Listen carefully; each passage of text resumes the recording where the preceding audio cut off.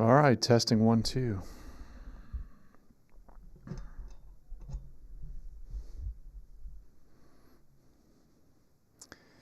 Not thrilled with the color.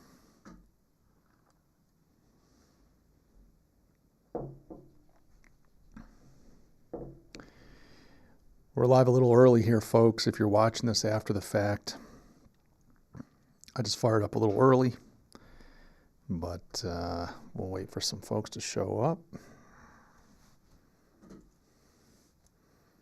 We'll go from there. What is it now? It's 2 minutes early.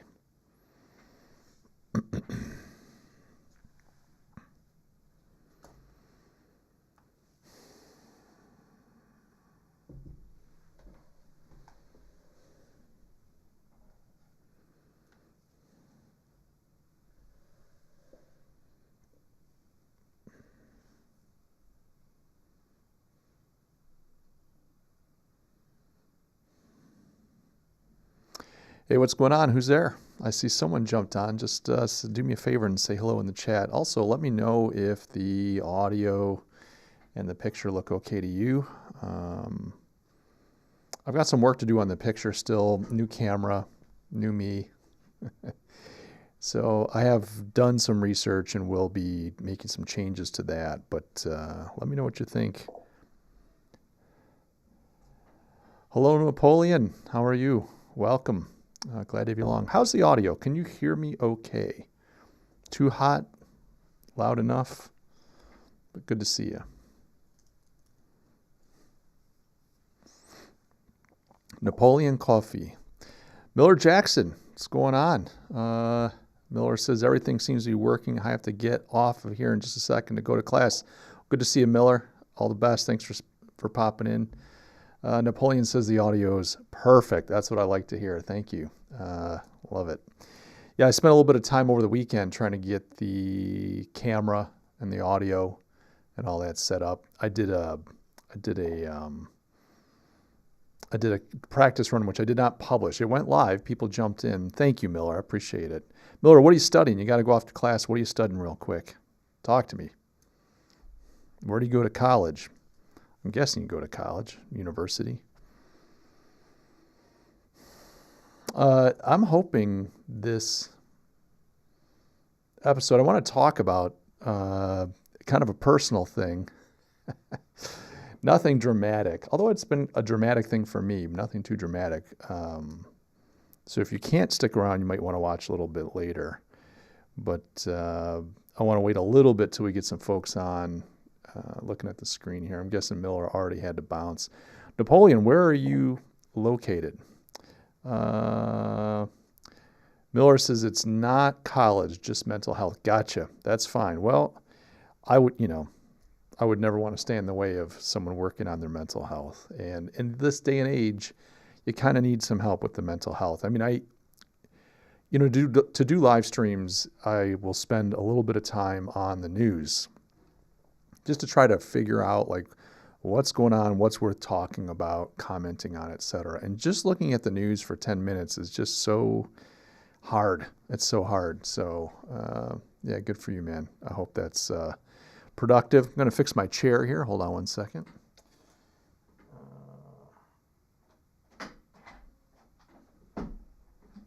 There we go. Want to get it locked in the forward position. Tray tables up, seat back in the forward position. Anyway, I'm glad you guys joined me. I appreciate it. Yeah, so Napoleon, where are you hailing from? And you may have left already. So if Napoleon bounced, thanks for saying hi real quick. I love doing these live streams, and it's been a long time. I mean, it's been quite a long time, over a year since I've done one. And I was looking through some of my notes and some of the old files. And I mean, I'd done live streams back in 2020. I think I did one in a few, maybe 2 or 3 in 2022. We did those after we moved here to Charleston, South Carolina. We were up in New York State for quite a while. Moved down to Charleston about 2.5 years ago. So I know I did some live streams then, but I don't remember the last time I did a stream. I don't think I did anything in 2023. I mean, maybe I did, but I somehow doubt it. So glad to have you guys along. Hope everybody's doing well. It's going to take a while. Not so much for me. I mean, it always takes a while to kind of get back in the saddle with these things, but it's going to take a while, I think, for people to get used to the idea that I'm streaming again and for a little bit of an audience to build up, and that's normal. Kind of glad to start streaming on the main channel. I mean, probably most of the streams I've done have been on my other channel, Mike Gaston Live. I'm going to kill that channel. I'm not going to leave that one. It's been sitting dormant.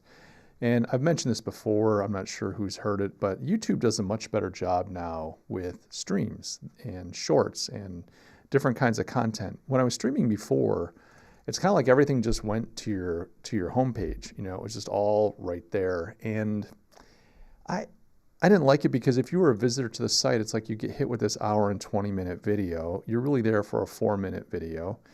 There's all this live stream stuff. It just got noisy, and so I decided to create a second channel, which was fine. But then you're bifurcated. You've got 2 different projects going. You know, there's people talk about the rule of 1, and it's true. You know, if you're trying to build something, you're trying to accomplish something, you should focus on one thing. Just go all in on one thing. Don't spread yourself across multiple platforms, multiple projects. Go all in on one thing. I don't mean to say if you're doing a project and it's a dog, just stay with it. You got to learn how to walk away. But at the same time, you know, to sit on Twitter, X, and Facebook and YouTube, have multiple YouTube channels, etc., it's too much. And so looking at that, I just said, you know what? I would love to live stream. I enjoyed it. It's easy to do. It's fun. It's a great community. I've always, I come away from a live stream energized. I've always enjoyed that. So I thought, you know what I want to do? I want to start streaming again, but I want to put effort into that other channel. I want to start building my main channel and putting the time in there. And so here we are. I mean, you know, live streaming on the main channel, I think in the past was detrimental. It hurt the channel because people would get frustrated and leave. But now YouTube handles things so much better. You know, if you go to any YouTube channel, you'll see across the top, you know, I think it's videos, live, shorts, community. It breaks up the kinds of content quite nicely. And so I appreciate that. Napoleon says, Mike, I would love to connect with you. Well, that would be great. You can reach out. There's a couple things you can do, Napoleon. If you look down in the description, I've got a newsletter that you can sign up for if you haven't already. It's free. And then also, if you just want to email me, you can go to my website, mikegaston.com. And on my website, there is a contact form. Just send me a note. Be happy to talk to you. So, yeah. How did you find me? I'd be curious to know how you found me. And how long have you been subscribed to the channel? I'm assuming you're a subscriber. Maybe not. But that's how you can get in touch. You can sign up for the newsletter. You can also email me through the website, mikegaston.com. And I respond to all my mail. I try to. I mean, sometimes, obviously, I get behind a little bit, but that's that. So, yeah. Anyway, so there we are. So I'm going to be live streaming. I'm going to try to go at least once a week. And I'm going to be trying different times. I'll be experimenting different times. I think to try to accommodate a more global audience. I'm on the East Coast of the U.S., and I'm in the Southeast. I'm going to, I think, shoot for around lunchtime, which would be noon in the U.S. To stream. We'll have to see. I mean, I'll play with different times. It'll probably be weekdays at noon. This way, people on the East Coast, it's their lunchtime. People on the West Coast are going to have to fudge a little bit if they're at work and sneak in a bit of a stream. We'll have to see. But then if you are in Europe or the Near East or the Middle East, etc., Far East, you know, it's not going to be easy, but it should be a little easier to try to jump in. I don't want to stream in my evening because that's when a lot of people are sleeping. If you're just joining the chat, or joining the stream rather, do me a favor and throw a comment in the chat. Just let me know you're here. Love to say hi. If you have any questions, obviously, I'm watching the chat. I'm happy to answer questions. Today's going to be a little informal. I do have something I want to talk about. I think I want to talk about it. I'm not even sure. It's personal. my wife asked me, are you going to talk about it? And I said, I think so, but I'm not sure how I feel about it. So we'll get to that in just a minute. But if you are here, do me a favor, throw a hey in the chat and let me know you're here.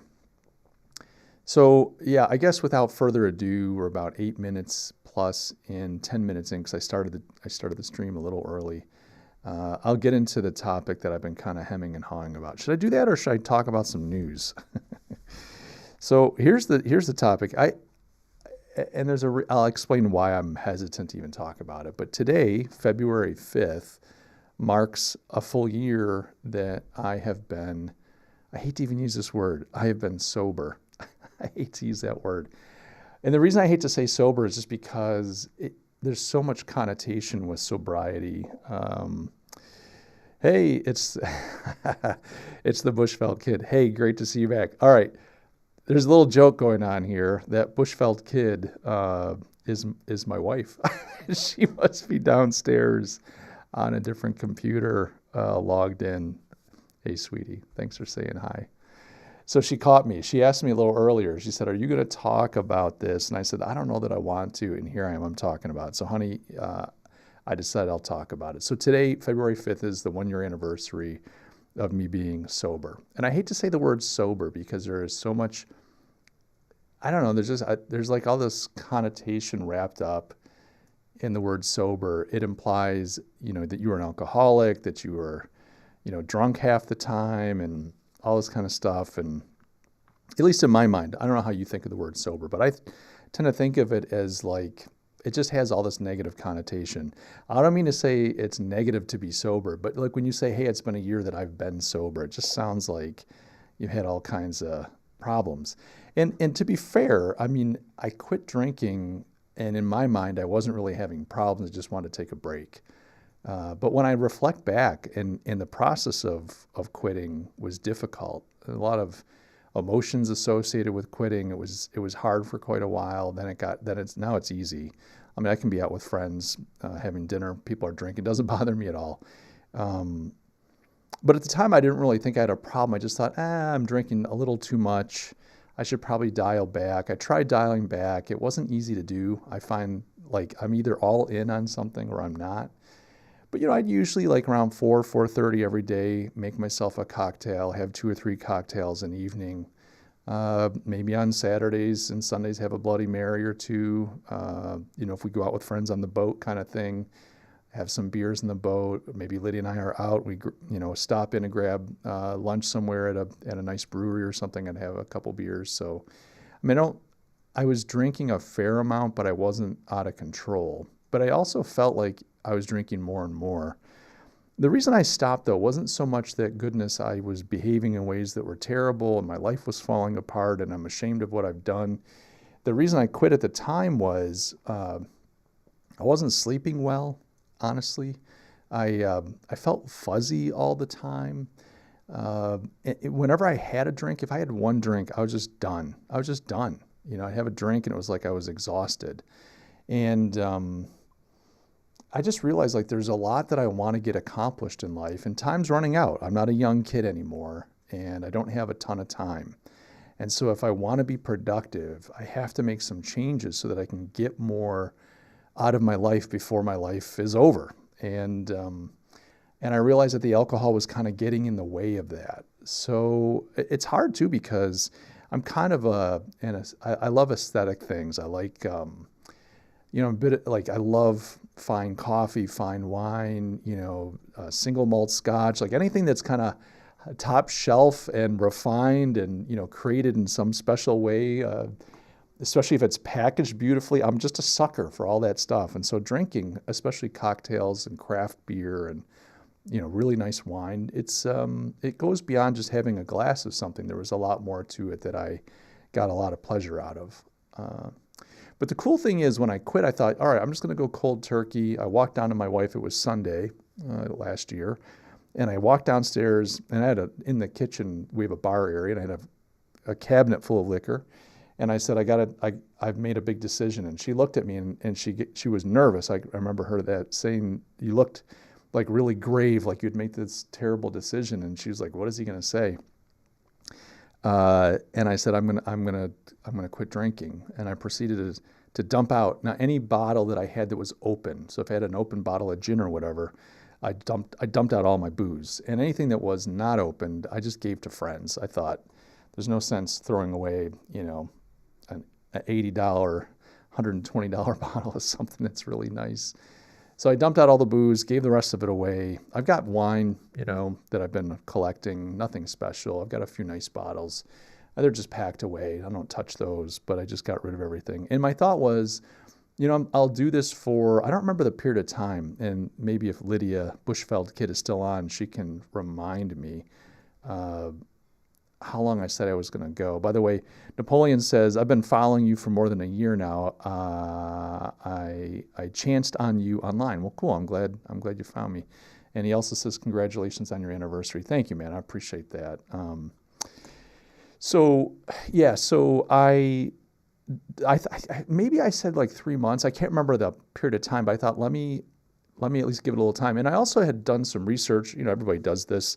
Watched some YouTube videos and was kind of inspired by people that said that they quit, and they talked about all the benefits. Okay, so Lydia says 3 months comes to mind. Yeah, that's what I thought. Thanks, honey. I thought it was like 3 months. And what a great relationship we have. The couple that live streams together stays together.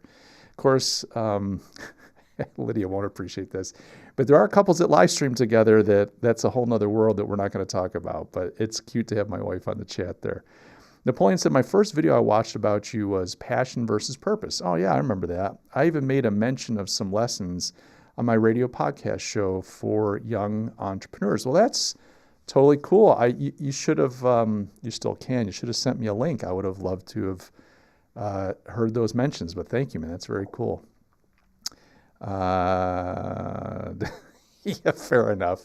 We're going to keep moving on that. That's just a joke. But the couple that live streams together, what Lydia's referring to, she doesn't want to be on camera with me. I know that, but it's cute to have you in the chat. I appreciate it. It feels like date night out or something. So 3 months, and I thought it'd just give me a little bit of time to kind of like, I knew I was having sleeping issues. I'd done a bunch of research on going dry, sober, quitting alcohol. A lot of YouTubers are, doing it and talking about it. And I just heard about all these benefits, like cognition's better and sleeping is better and weight loss and just all this stuff, and I thought, okay. So I thought, let me give it 3 months, because the research I had done showed, the kind of benefits that you expect along the way. And understanding that, like, pretty quickly, as your liver starts to clear out, your sleep gets better and your skin gets better. And so I thought, let me give it 90 days and just get the benefits, see what it's like. And then I kind of left it open-ended. I just said, hey, that's cute. I said, I don't want to make any grand commitments. I'm not saying that I'm quitting forever. Let's just do 3 months and see what happens. And once I got in 3 months, the benefits were so good, I just kept going. Now, here's the thing. The first, I want to say 3 weeks were really tough. I mean, really tough. And what I mean by that isn't so much like I've seen in movies where someone's like such a drug addict, they go through withdrawal. What's the word? It's not the shakes. But you go through withdrawal like from hard drugs. And you get all these terrible like nausea and you're itching everywhere and you tremors and I'm assuming, like, if you're a hardcore alcoholic, I'm assuming that you have some physical effects. I don't remember having any physical kind of effects of going off, but the emotional and psychological, like, I was so upset.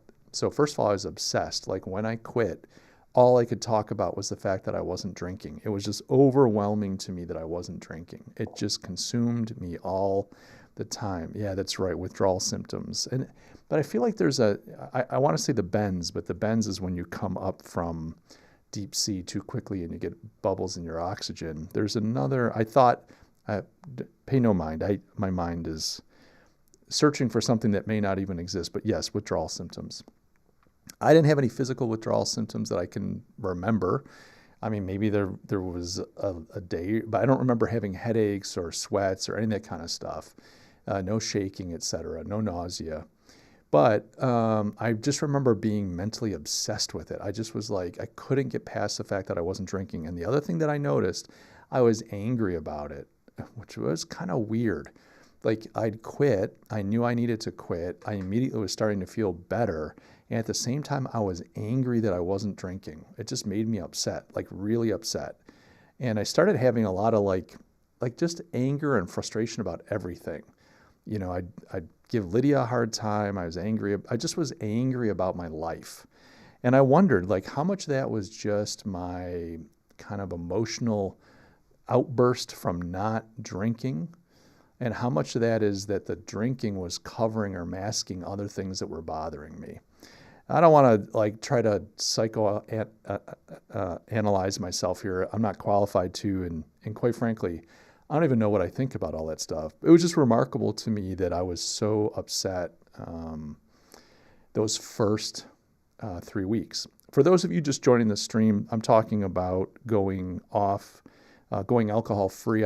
Today is my year anniversary of not drinking. I haven't had a drink in a year as of today. Kind of excited about that. And it's really been phenomenal. So I thought initially 90 days, go forward, and it's like you get into 90 days, I'm sleeping great. My cognition, like my mind just started to become clear. And I was able to think more and think longer and problem solve and so on. Physical stamina. And the other thing that's kind of funny, and you look at me and you go, hey, look at that old man with his gray beard. But I was noticing, we'd been down in Charleston for about a year, and I looked in the mirror one day and I was like, wow, I'm looking old. I don't mean so much my hair color, but like the quality of my skin. I'm a little shiny right now, just from maybe perspiring a bit in the lights. But I remember looking in the mirror and thinking, my skin looks ashy, like I look elderly, like I'm getting elderly. It was just weird, and it bothered me. Now, I didn't connect it initially to the alcohol, but when I stopped drinking and I had done some research, people talked about the quality of your skin, and I kind of bounced back. So, you know, it was affecting my skin.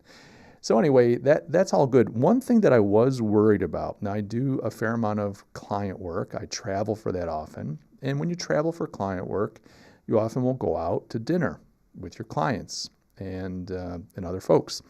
And so I do a fair amount of going out, not a ton, but a fair amount. And whenever you go out, you're having a drink. And I was really like nervous, paranoid, and depressed about the idea of not having drinks with people. First of all, I felt a sense of social obligation. Like if you're out with people having drinks and you don't have a drink, you're going to be no fun. Like you're going to ruin the time for other people. You're going to ruin it for them. And I remember myself, like if I was with somebody that I knew had quit alcohol, I often would not have a drink. Because in my mind, if you quit having alcohol, it means you had a big problem with it. And I didn't want to be responsible for,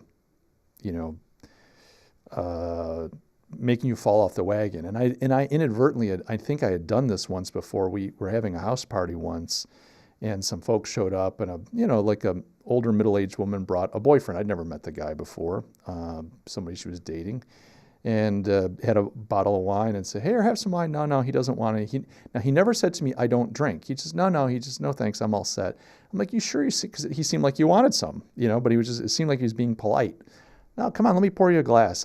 It didn't even occur to me. We'll come to find out later, he was a raging alcoholic, and he'd been dry for a little while, not very long, I think. And he had a drink or two at my house. And I don't think that went well for him. I feel terrible about that, to be honest. I can't take responsibility for something I didn't know. Like if he had said to me, look, I quit drinking, I'd be like, oh, sorry. Yeah. Let me get you a soda or something. But because I didn't realize, I was just trying to be hospitable. Anyway, in circumstances where I've known someone is not a drinker, I'll go out of my way. I won't drink. Like I used to have a buddy, he's still a buddy. I haven't talked to him in years back in New York. He's a recovering alcoholic. Whenever we went out to lunch, I never had anything. We went out to dinner, because I want to make it easy for him. It almost ruined his life. He almost lost his business, his family, etc. Other people that I didn't even know that were recovering alcoholics, they never said anything. I'd have a glass of wine around them and then learn later, years later, that, this person had a problem.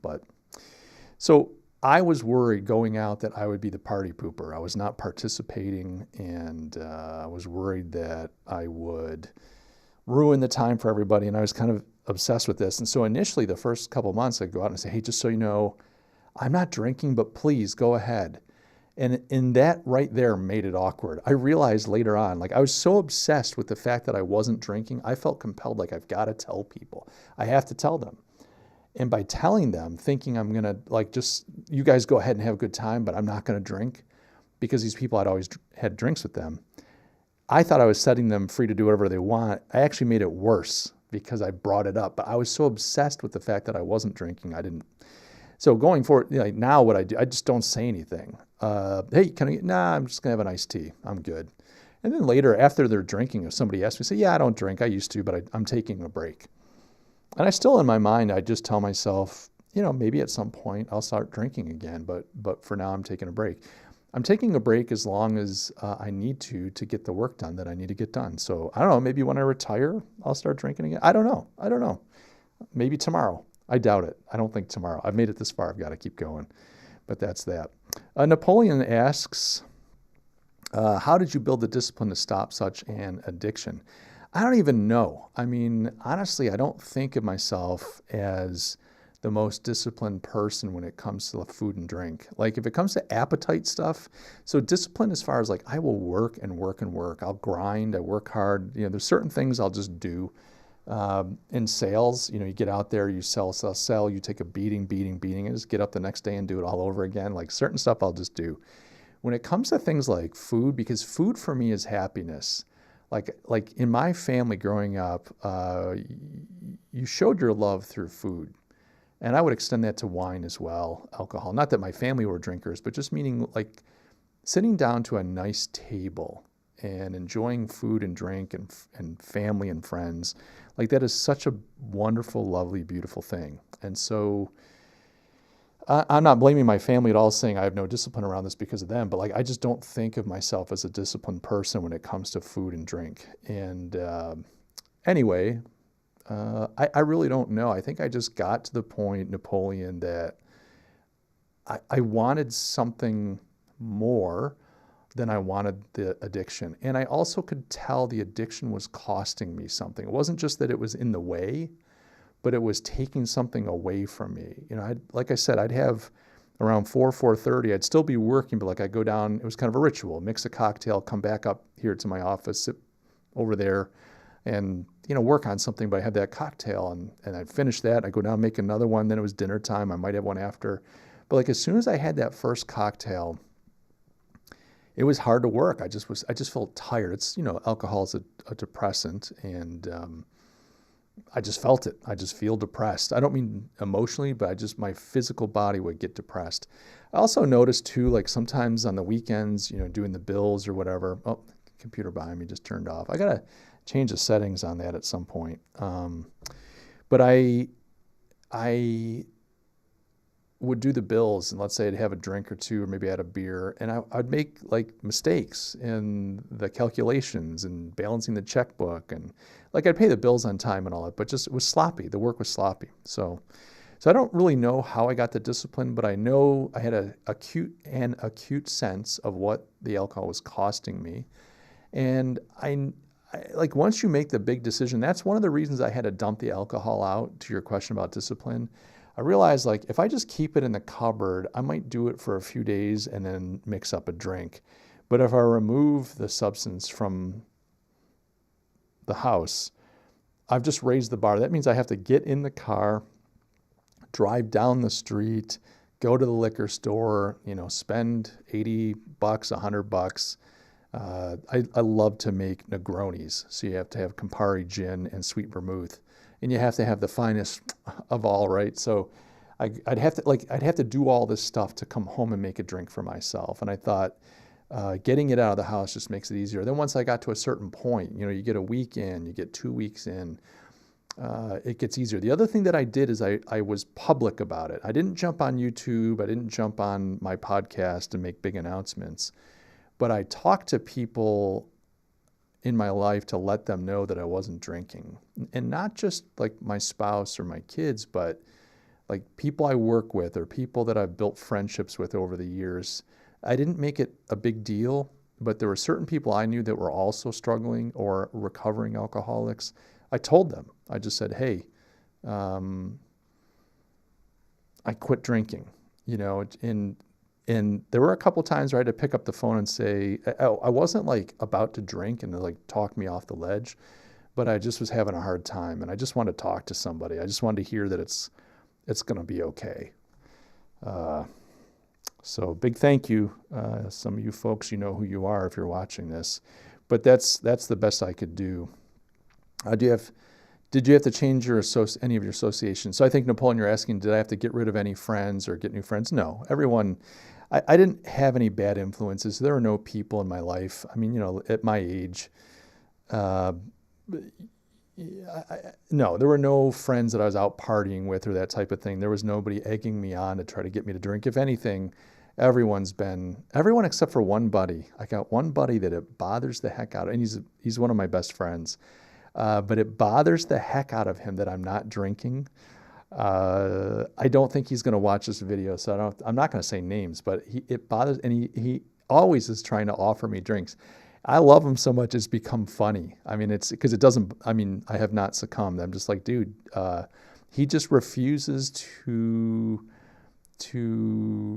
recognize me as a person who doesn't drink. Because he and I, and what we would do, we would never like drink hard together, but we would enjoy like a really fine, high-end single malt scotch, let's say. We just sit down, the two of us, two men with whiskers, drinking a fine scotch together. I mean, I would give him expensive scotch for his birthday. I mean, it just was something that he and I shared. Our friendship goes beyond that. But he has, when I've seen him, he doesn't live here in South Carolina, but when I've gone back to New York to visit, and you know who you are if you're watching this, shame on you, buddy. He's always trying to get me to drink. He's never twisting my arm. I mean, if I push back hard, he just stops. But he's always saying, you sure you don't want to drink? So, no, I haven't had to do that, fortunately. Yeah, so that's that. I mean, it's been a year. It's been fantastic. The effects, I think, have been phenomenal, and it's been worth it. It's been worth it.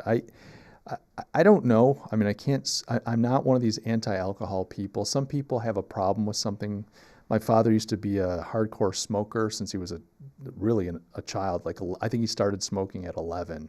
He fought in Vietnam. I mean, he was just a smoker his whole life. I can't remember if it was like early 40s, like 41, 42. I can't remember, but essentially he stopped smoking. He prayed and felt that God had delivered him from smoking, and he literally just stopped. Boom. I mean, I remember when I was younger, he tried to stop many times and couldn't, but one day he just got up and said, God's delivered me. Jesus has delivered me from smoking. I'm never going to smoke again. And golly gee, he never did. Now, I bring that up to say he was one of those guys that once he quit something, he criticized everyone that did it. Everyone. Oh, go ahead and smoke that cigarette. You're killing yourself, and they're cancer sticks. I mean, he was just brutal. If you smoked, he'd rip into you. And I guess he earned the right to do that, but it was like, golly, Dad, you smoked for decades. You smoked for like over 3 decades. Give that person a break. But he was just pretty tough on it, which was kind of comical. For me, I'm not anti-alcohol. It is a drug. It can be very destructive. It ruins lives, families, etc. But at the same time, used properly, it can be a real blessing. I mean, Jesus' first miracle was turning water into wine. But for me, at this age, I'd never had issues before, but at this age, it was getting in the way of the work that I wanted to do. And as I reflect back over the last, say, 10 years, I wouldn't say more than that, but over the last 10 years, if I reflect back, I feel like alcohol was turning me into a person that I'm a little ashamed of. Not all the time, but social gatherings, sometimes family gatherings. I remember one time in 2019, I don't want to talk about it, but it was a rough year financially. And we had great years before that and great years after, but 2019 was a tough year, and I took to drinking without thinking about it. I just started drinking more and more. And we had a little family vacation at a cottage, and I really wasn't even paying attention. I mean, I know people that they hit the bottle, they're like, I'm here to get drunk. I just knocked out a couple bottles of wine. They just went down so easy. And I was loaded. No one else was drinking. It was just me. And I had knocked back a couple bottles of wine in the summer heat. And my kids, my daughter-in-law, I mean, my son had a girlfriend there at the place, and I was just bombed. And I look back at that and I feel ashamed of that. There were no fights, there were no tears. I'm sure the kids didn't like seeing me like that, but I say that to say I didn't quit because of that incident or incidents like that. But if I look back, I don't like the kind of person that I was as a drinker. Now, that said, I'm keeping the door open. At some point, I might start drinking again, but not now. So here we are at a year. We made it this far. I feel like at a year, you got to keep going. You can't quit now. I mean, you got to keep going. And that's the problem with being public about it. When you're public about it, you feel trapped. This is one of the things in our society, a little side comment, but our society is very resentful of any limitations. But generations before us had limitations. It was scandalous to get divorced. It was scandalous to have an affair. It was scandalous to be a drunk. It was scandalous to lose your job. It was scandalous to be grossly overweight. All these things where you were judged. And people now are like that, it was so oppressive. It was so oppressive. It was so bad. And I understand why people say that. But sometimes that scandal, there's an element of it that's good for us. We're so angry to feel any guilt. I shouldn't feel any guilt. I grew up Catholic. I joke about,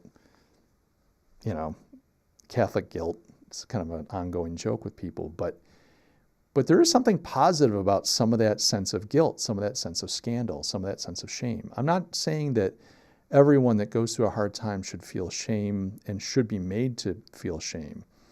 Lydia and I, we've gone through some tough times, not necessarily between us, although every marriage you have challenges, but together we've experienced some hard things in life that have just broken our hearts. And thankfully, people have come around us and been very loving and supporting. I've failed businesses as an example, and people have been supportive. So I don't mean to say that every time you fail, you should be made to feel shameful, but at the same time, a little bit of social pressure to do right, to do good, to avoid your baser self and to ascribe to something higher, more altruistic, more good, that's not a bad thing. And I think our instinct as a society to try to eliminate those pressures, we should rethink that a little bit, because as you throw off all constraints, what you end up with is oftentimes worse than what you end up with in a world where you have a sense of guilt or shame for falling short of the mark. So just a thought. But I say that because during my time this last year not drinking, having people know that I'm not drinking and having to admit that I quit, and started drinking again, I didn't want to have to face that, and that it wasn't the main reason, but it kept me on the straight and narrow. So we'll see what happens. 1 year down, no big commitments here, no big triumphal claims. We're just gonna take it one day at a time, because really that's all you can do. So that's my little story there. I appreciate you guys talking with me about this. Napoleon says, "Are you a faith person?" And I'm not even sure if you're still here, Napoleon, but yes, I am a faith person. I have faith in Christ, and am grateful for Christ and what he's done for me, in me, and sometimes through me when I allow him to. So yeah, are you? I would love to know. Guys, I had some news stories to talk about. I think what I'm going to do, since we covered this and we've got such a quiet audience right now, quiet meaning there's only a few of us here in the stream today. It's the first one back in a while. I thought I cover some things, McDonald's, but I won't. We can save these either for later in the week or next time. McDonald's doing some things to try to create a better burger. Apple's got the Vision Pro that they've come out with. I'd be curious to know what people think about that. And then, there's just stuff like that. So I hope everybody's doing well. If you have any questions, I'll kind of drag my feet here before I end the stream. But if you have any questions you want to ask, I'll be happy to do that. There's always a bit of a lag in the stream. So you ask a question, I answer it. I don't see your chat because you don't hear me. There's a bit of a lag. So often I'll say, hey, any questions, then I'm just kind of like stalling, staring at the screen, waiting for that to get out to everybody and then for everybody to respond. Yeah, this is good. I feel like it's nice to be back in front of the camera doing these streams. It's raining in Charleston right now. It's wintertime, early February. I have to admit, even though it's rainy and cloudy, usually I'm dealing with ice and snow back in New York, so no complaints. All right, I'm going to assume nobody's got any questions. Guys, I appreciate you all joining me. I hope you guys are doing well. Hope you have a great rest of the day, and I look forward to catching you guys in the next video. All right. Cheers.